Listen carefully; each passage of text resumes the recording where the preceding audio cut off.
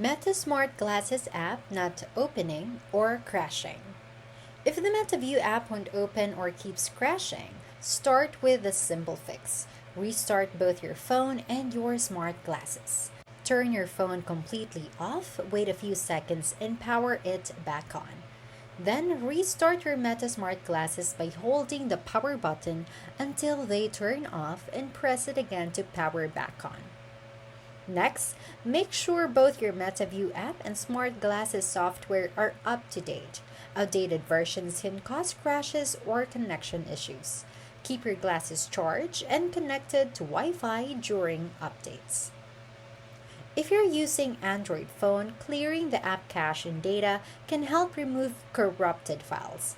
Go to Settings, Apps, MetaView, Storage, then tap Clear Cache and Clear Data. This will log you out, but do not worry, you can easily sign back in afterward. If the problem continues, reinstalling the MetaView app gives you a clean start.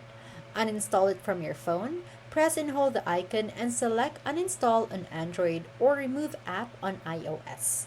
Then download MetaView again from your App Store. If none of the previous steps work, perform a factory reset on your Meta Smart Glasses.